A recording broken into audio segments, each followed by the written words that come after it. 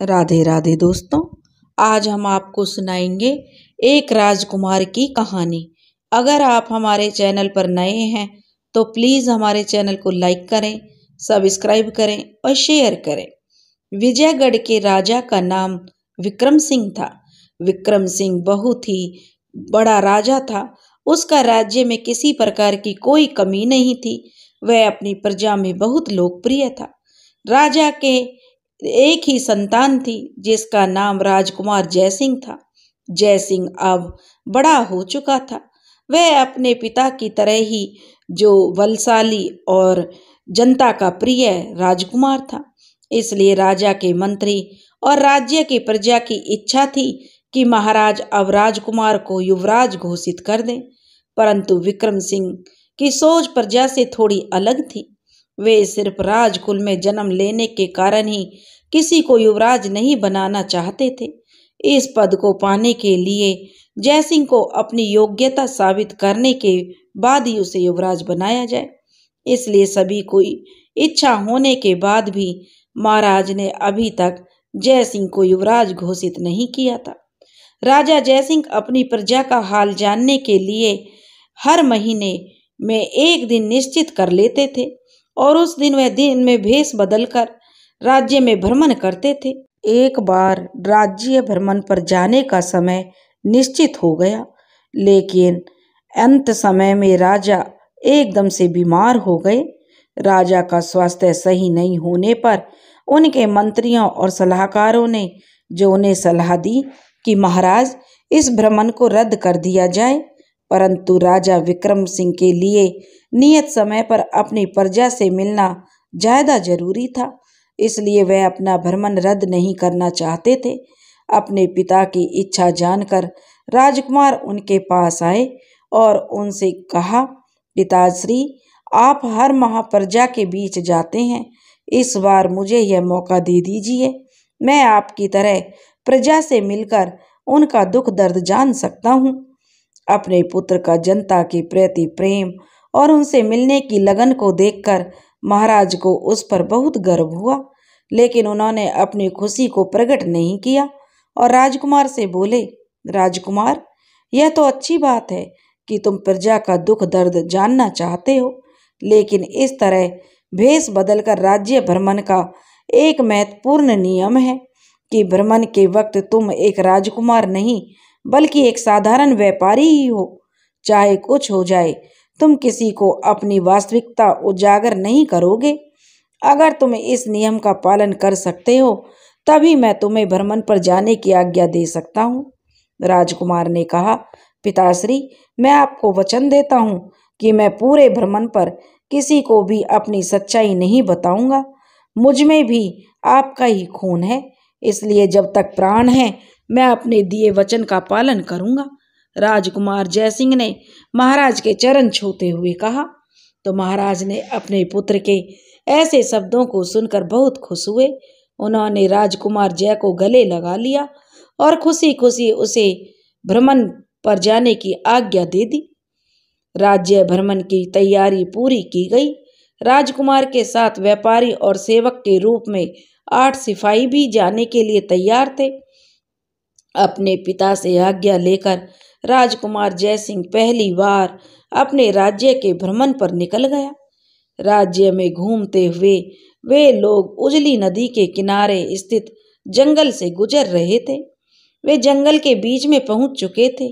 उनके घोड़े कुछ थक चुके थे, इसलिए उन्होंने कुछ देर आराम करने का विचार किया। अभी वे बस रुके ही थे कि तभी अचानक एक आदमखोर शेर ने उन पर हमला कर दिया। शेर को सामने देखकर घोड़ों में हलचल मच गई और वे इधर उधर भागने लगे। घोड़े के बिदकने पर जो राजकुमार खुद को संभाल नहीं सके और वहीं जमीन पर गिर गए। राजकुमार को गिरा देखकर सैनिकों ने उनकी सहायता करने की कोशिश की, लेकिन उनके घोड़े भी काबू में नहीं थे और शेर की दहाड़ सुनकर सारे घोड़े भाग खड़े हुए। ऐसी कठिन परिस्थितियों में जयसिंह अकेला रह गया। पहली बार इस तरह बाहर निकलने पर ही एक आदमखोर शेर उनके सामने आ गया था। शेर उस पर झपटा, लेकिन राजकुमार फुर्ती से बच गया शेर ने फिर से वार किया। इस बार भी राजकुमार बच गया, परंतु उसके कंधे पर शेर के पंजे ने घाव कर दिया। कुछ पल इस तरह ही राजकुमार शेर से अपनी जान बचाता रहा, परंतु वह निहत्था कब तक इस तरह अपनी मौत से लड़ता। इस ताकतवर शेर से लड़ने के लिए उसे किसी हथियार की जरूरत थी। उसने इधर उधर देखा, उसे एक कुल्हाड़ी पड़ी दिखाई दी। शायद शेर के डर से कोई लकड़हारा उसे छोड़कर भाग गया होगा। राजकुमार ने तेजी से कुल्हाड़ी की तरफ भागा। उधर शेर भी अपना पैतरा बदल चुका था। कुछ कदम पीछे हटकर वह बहुत तेजी से राजकुमार पर झपटा। तब तक राजकुमार के हाथ में कुल्हाड़ी आ चुकी थी। राजकुमार ने भी अपनी पूरी ताकत से शेर पर वार कर दिया। जयसिंह का वार बिल्कुल सही बैठा और कुल्हाड़ी शेर की गर्दन पर जाकर फंस गई। अगले ही पल वह भीमकाय शेर जमीन पर आ गिरा और उसके प्राण पखेरु उड़ गए। राजकुमार ने उस आदमखोर से अपनी तो जान बचा ली, लेकिन इस लड़ाई में वह बुरी तरह से घायल हो चुका था। उसके बदन पर कई जगह घाव हो गए थे, उनसे खून बह रहा था। इन जख्मों का असर उस पर भी हो रहा था।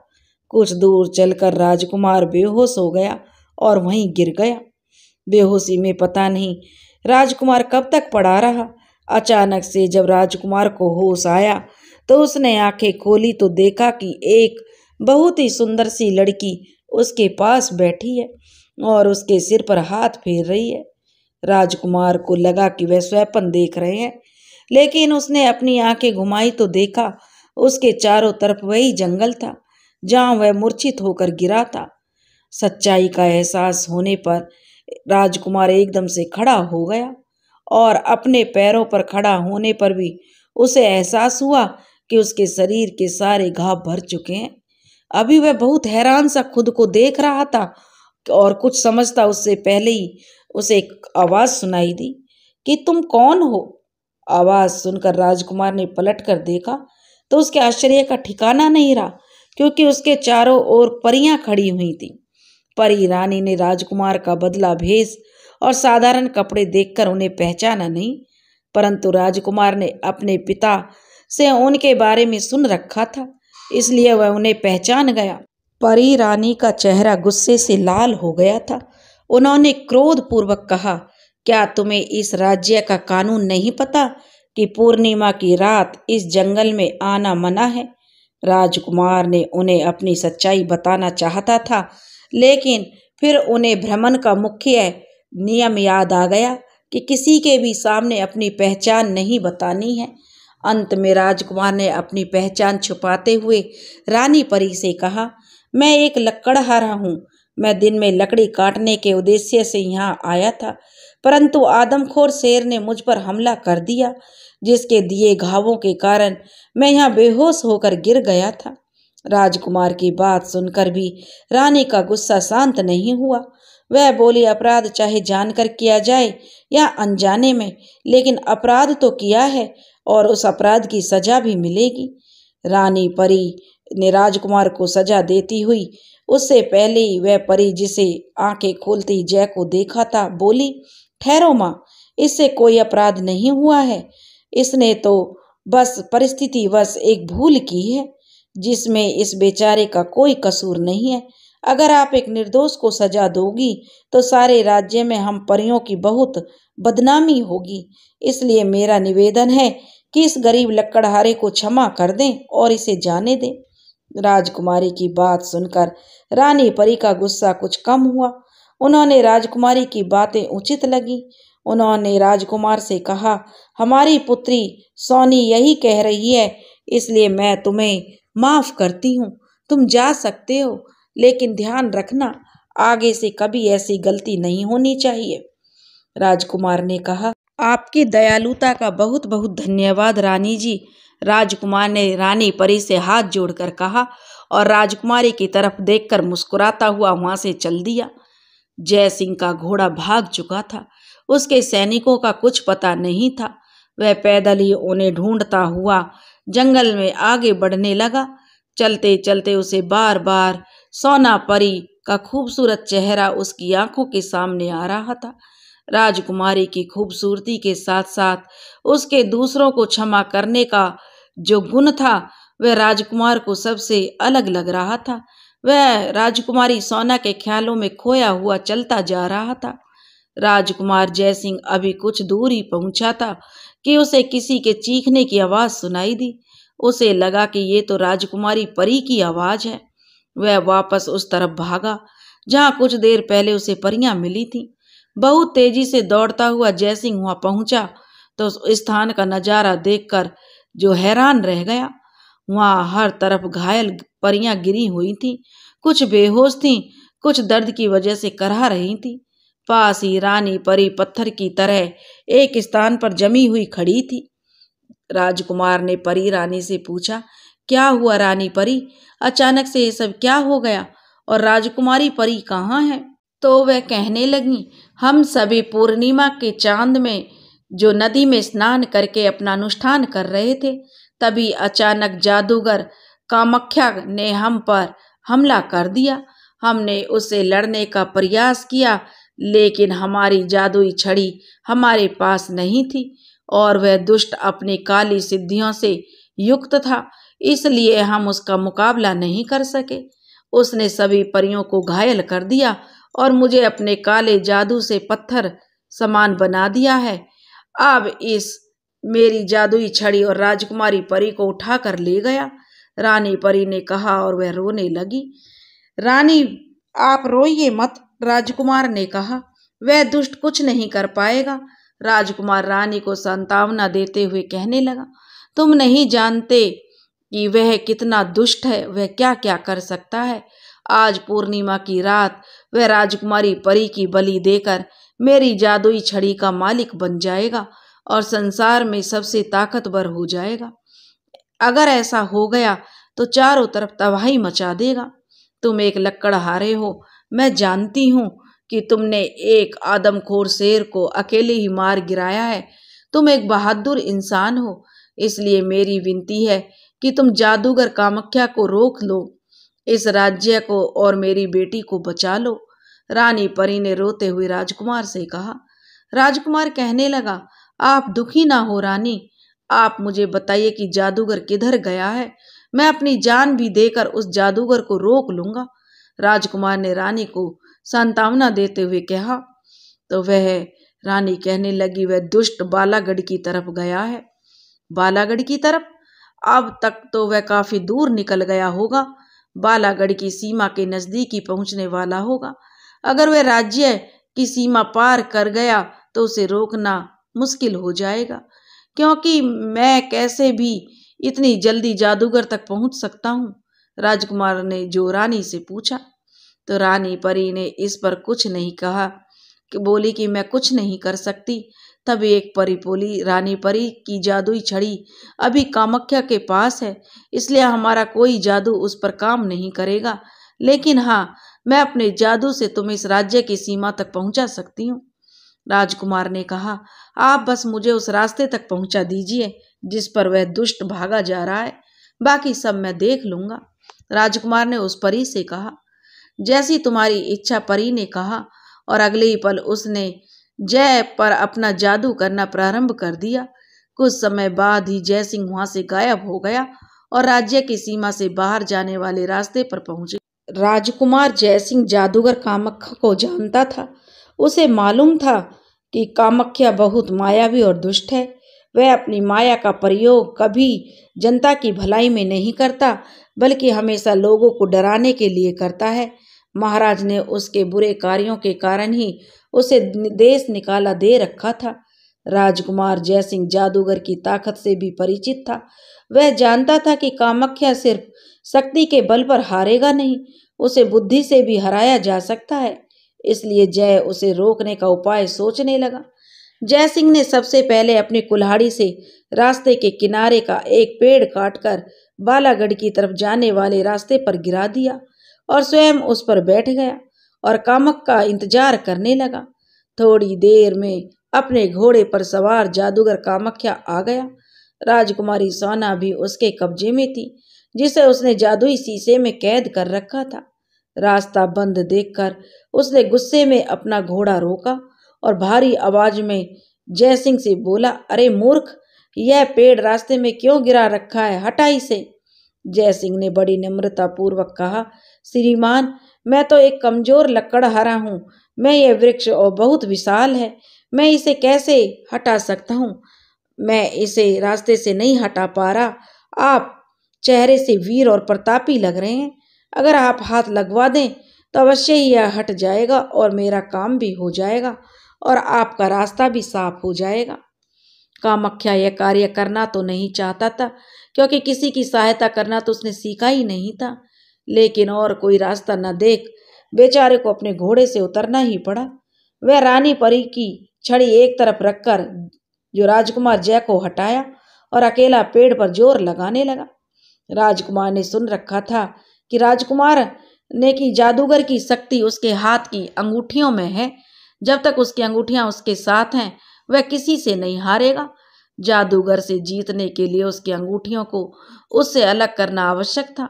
इसलिए जैसे ही कामाख्या ने अपनी आंखें बंद करके पेड़ उठाने के लिए पूरा जोर लगाया, जयसिंह ने अपनी कुल्हाड़ी उठाई और एक जोरदार वार उसके हाथ पर कर दिया, जिससे जादूगर की सारी उंगलियां कट गईं। इस भयानक वार से कामाख्या तिलमिला उठा और जमीन पर गिर गया। वह दर्द और गुस्से में जोर से चीखा। उसने गुस्से में अपने ताबीज से राजकुमार जय पर वार किया, लेकिन जय सतर्क था। वह फुर्ती से बच गया। कामाख्या का वार खाली गया, लेकिन कामाख्या नहीं रुका। उसने जय पर फिर से वार किया। जय इस बार भी बच गया, लेकिन वह जानता था कि ज्यादा देर उस जादूगर से नहीं बच सकता। इसलिए उसने जादूगर को फिर से वार करने का मौका नहीं दिया। उसने एक जोरदार प्रहार कामाख्या की गर्दन पर किया और एक झटके में ही उसकी गर्दन धड़ से अलग कर दी। जादूगर कामक का शरीर जमीन पर गिर गया। जादूगर को मरा देखकर जय ने राहत की सांस ली। कुछ पल खड़े रहकर वह राजकुमारी सोनी को आजाद कराने के लिए कामक के घोड़े की तरफ चलने ही वाला था। तभी वहां फिर से हलचल होने लगी और कामक की गरी जो कटी हुई गर्दन थी वह उसके धड़ से फिर जुड़ गई। गर्दन जुड़ते ही कामक फिर से जिंदा हो गया। अपने जिंदा होने पर वह जोर जोर से हंसने लगा। चारों दिशाएं उसे डरावने अट्टहास से गूंजने लगी। यह सब देखकर राजकुमार भी एक बार तो घबरा गया। उसने बिना देर के फिर से उसकी गर्दन पर वार किया। कामक की गर्दन फिर से कटकर एक तरफ गिर गई, लेकिन कुछ बल बाद ही फिर से उसकी धड़ में आकर जुड़ गई। जादूगर ने फिर जोर से हंसा।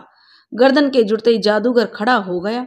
उसकी कटी उंगलियां फिर से उसके हाथ में जुड़ने का प्रयास करने लगी। यह सब देखकर राजकुमार के माथे में बल पड़ने लगे। वह जानता था अगर कामक की उंगलियां आपस में उसके हाथ से जुड़ गईं, फिर वह किसी से भी नहीं हारेगा। उसे हराना नामुमकिन हो जाएगा। ऐसी परिस्थिति में जय ने अपनी हार और अपनी मौत साक्षात नजर आ रही थी।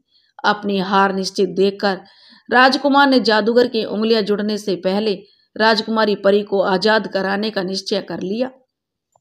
उसने भागकर जादूगर के घोड़े पर टंगी हुई जादुई शीशी को फोड़ दिया, जिसके फूटते ही उसमें कैद राजकुमारी परी आजाद हो गई।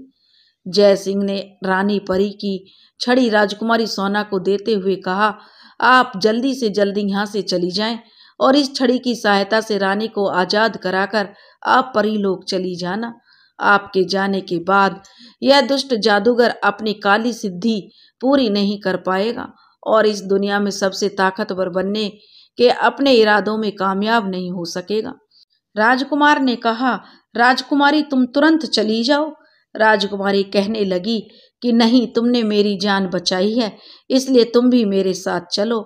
इस तरह तुम्हें इस दुष्ट के सामने अकेला छोड़कर मैं नहीं जा सकती। राजकुमार ने कहा, नहीं राजकुमारी, अगर मैं चला गया तो यह जादूगर फिर से तुम पर आक्रमण करेगा और इस बार इसे कोई नहीं रोक पाएगा, इसलिए मुझे यहीं रुकना होगा। कुछ समय तक इस जादूगर को उलझाए रखना होगा, ताकि तब तक तुम रानी परी को उसके जादू से आजाद कराकर अपने परीलोक लेकर चली जाओ। इसमें ही आपके परीलोक और इस राज्य की भलाई है। राजकुमार ने कहा। तो राजकुमारी कहने लगी, ठीक है, तुम उचित कह रहे हो। और राजकुमारी सोना ने कहा और वह वहां से गायब हो गई। राजकुमार जय अब अकेला था। कामाख्या का सिर जुड़ चुका था और वह बार बार अपने जादुई तवीज से जय पर हमला कर रहा था। जय सिंह के पास उसके जादू का कोई तोड़ नहीं था, वह बस उससे बचने का प्रयास कर रहा था। राजकुमार भी जानता था कि उसका प्रयास कभी भी विफल हो सकता है और राजकुमार उसे मार देगा, लेकिन फिर भी वह बिना डरे अपने फर्ज के लिए जादूगर से उलझा हुआ था। जादूगर कामाख्या चिल्लाया, अरे मूर्ख बालक, तूने मुझसे उलझकर बहुत बड़ी भूल कर दी। तूने मेरी काली सिद्धि में रुकावट डाली है, मेरे सपने को पूरा होने से रोका है। मैं तुझे तेरी इस भूल की सजा तेरे प्राण लेकर तुझे दूंगा। जादूगर के हाथ की उंगलियां एक एक करके जुड़ रही थीं। अब बस कनिष्क उंगली ही जुड़ने से रह गई थी। वह भी बस कुछ पल में ही जादूगर के शरीर से जुड़ने वाली थी और इतने में ही राजकुमार जय के पास थे कुछ पल, और वह कुछ करके अपनी मौत से बच सकते थे। राजकुमार जय अभी कामक से बचने का कुछ उपाय सोच ही रहा था, तभी परी राजकुमारी सोना प्रकट हुई। राजकुमारी को फिर वहां देखकर राजकुमार आश्चर्य में पड़ गया और बोला कि राजकुमारी, आप यहाँ क्यों आई हैं? आप चली जाओ यहाँ से, जादूगर अब किसी से नहीं रुकेगा। सोना परी बोली, तुमने मेरी जान बचाई है, मैं इस तरह तो तुम्हें मरने के लिए नहीं छोड़ सकती। तुम इस तरह इस जादूगर से नहीं लड़ पाओगे। मैं कैसे भी करके तुम्हारी सहायता करना चाहती थी। रानी परी ने बताया है कि कामक की जान उसके ताबीज में है और जब तक इसका ताबीज नहीं कटेगा तब तक यह मर नहीं सकता। हे बहादुर युवक, तुम इस जादूगर के शरीर की जगह इसके ताबीज पर हमला करो। राजकुमारी की बात सुनते ही अपनी जंग हार चुके राजकुमार में एक नया सा जोश आ गया। उसने अगले ही पल कामक के वारों से बचते हुए सीधा उसके गले में पड़े ताबीज पर वार किया। राजकुमार के शक्तिशाली वार से ताबीज टूटकर चूर चूर हो गया और जमीन पर आ गिरा। ताबीज के टूटते कामक के हाथ से जुड़ने जा रही उसकी उंगलियां वहीं गिरकर भस्म हो गईं। कामक के शरीर से हल्का सा धुआं उठने लगा और वह जोर से चीखने लगा, जैसे किसी ने गर्म लोहा उस पर डाल दिया हो, और अगले ही पल उसका शरीर धू धू करके जलने लगा। आग की गर्मी से कामाख्या की जोर जोर से चीख रहा था। उसकी चीखें पूरे जंगल को गूंज रही थी। कुछ पल बाद ही आग ने उसे भस्म कर दिया और हर तरफ शांति हो गई। दुष्ट जादूगर को हराकर राजकुमार राजकुमारी सोना के पास आया और जादूगर को हराने में सहायता करने के लिए उनका धन्यवाद किया। राजकुमार जय और सोना परी रानी परी के पास पहुंचे। जादूगर कामक के मरते उसके जादू का असर समाप्त हो गया था और परी रानी उसके बंधन से आजाद हो गई थी। जय सिंह ने रानी परी को उनकी छड़ी और राजकुमारी वापस दे दी। परी रानी जय सिंह से बहुत प्रसन्न हुई। उन्होंने जय से पूछा, तुम बहुत वीर हो, कौन हो तुम, कहाँ रहते हो, हमें अपना नाम बताओ वीर बालक। रानी परी से मैं कहा कि इस समय वह अपनी सच्चाई नहीं बता सकता था, इसलिए रानी परी से इस राज्य का साधारण सा निवासी हूँ, यही उसने कहा। मेरा नाम जय है। राजकुमार जय ने बड़ी सावधानी से झूठ बोल दिया। जय, तुम बहुत भले हो, कहो कि साधारण निवासी हो, लेकिन मुझे लगता है तुम झूठ बोल रहे हो, क्योंकि मुझे तो तुम में वे सब गुण नजर आते हैं जो कि साधारण मनुष्य में कहाँ होते हैं। सत्य बताओ, तुम कौन हो? तो राजकुमार कहने लगा, महारानी, मैं क्षमा चाहता हूँ।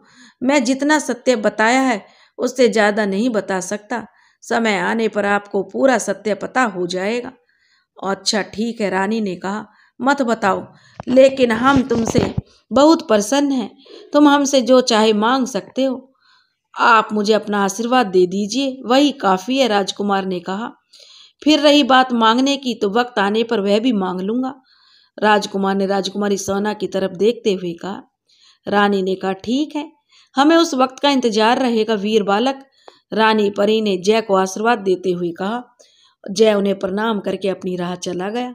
रानी परी और उसकी साथियों ने उजली नदी में स्नान किया और अपनी पूजा और अनुष्ठान किया। रानी परी ने राजा वीर सिंह को इस घटना के बारे में बताने का निश्चय किया, इसलिए वह अगले दिन प्रातः ही राजा के दरबार में पहुंची। रानी परी और अन्य परियों को देखकर महाराज विक्रम सिंह बहुत प्रसन्न हुए। उन्होंने बहुत आदर सत्कार के साथ सभी का स्वागत किया। रानी परी ने उजली नदी के किनारे उन पर हुए जादूगर कामक के आक्रमण और उस युवक की बहादुरी के बारे में महाराज को बताया। रानी परी के मुख से घटना सुनकर महाराज बोले, रानी, हम क्षमा चाहते हैं कि हमारे राज्य में आपके साथ ऐसी घटना हुई। भविष्य में ऐसा कुछ ना हो, हम उसके लिए हमेशा ध्यान रखेंगे।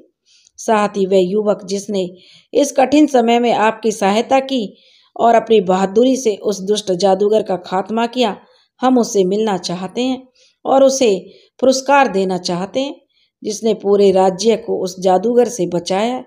कौन था वो रानी परी? रानी परी ने कहा, क्षमा चाहेंगे महाराज, ये तो हमें भी नहीं पता वह कौन था, क्योंकि उसने अपने बारे में कुछ ज्यादा नहीं बताया। बस इतना कहा है कि वह इस राज्य का साधारण सा नागरिक है। इतना ही रानी परी ने राजा को बताया। राजा ने कहा, अच्छा, अगर उस युवक ने नहीं बताया तो कोई बात नहीं, हमारे गुप्तचर जल्द ही उसका पता लगा लेंगे।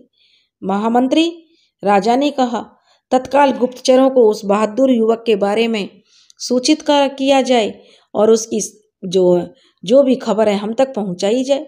उसने हमारे राज्य की इज्जत बचाई है। हम हर हाल में उस बहादुर युवक से मिलना चाहते हैं। राजा ने महामंत्री को आदेश दे दिया। अभी महाराज अपनी बात कह ही रहे थे, तभी राजकुमार जयसिंह राज्यसभा में आए। उन्होंने रानी परी को प्रणाम किया, फिर राजकुमारी सोना को देखकर मुस्कुराए। महाराज, आपको किसी को खोजने की जरूरत नहीं है, वो वीर बालक यही है। रानी परी ने जय को देखते हुए उसकी तरफ इशारा करके कहा, क्या यह वह बालक है? यह तो मेरा पुत्र है, राजकुमार जयसिंह। महारानी ने परी से कहा, क्या यह राजकुमार है? लेकिन इसने तो बताया ही नहीं। रानी ने आश्चर्य से कहा, क्षमा चाहूंगा रानी जी, मैं उस समय राज्य के भ्रमण पर था और मैंने पिताजी को यह वचन दिया था कि मैं अपनी पहचान किसी को नहीं बताऊंगा, इसलिए मैं आपको अपने बारे में कुछ नहीं बता सका। राजकुमार जय ने रानी परी को हाथ जोड़ते हुए कहा, राजकुमार जय, तुम बहुत वीर और प्रतापी हो, साथ ही साथ अपने वचन का पालन करने वाले हो। महाराज, आप बहुत भाग्यशाली हैं जो तुम्हें जय जैसी जो संतान मिली है। साथ ही ये राज्य की जनता भी बहुत भाग्यशाली है कि उनका होने वाला राजा इतना वीर और वचन का पालन करने वाला है। रानी परी के मुख से राजकुमार की बहादुरी के बारे में सुनकर महाराज के चेहरे पर प्रसन्नता छा गई। मैंने तब तुमसे कहा था, जो मांगो तो तुम मांगना चाहो तो मांग लो, लेकिन सिर्फ मेरा आशीर्वाद मांगा तुमने, तो अब मैं तुम्हें अपने आशीर्वाद स्वरूप अपनी पुत्री सोना देती हूँ, जिसे मन ही मन तुम पसंद करने लगे हो। क्यों मैं सत्य कह रही हूँ ना राजकुमार?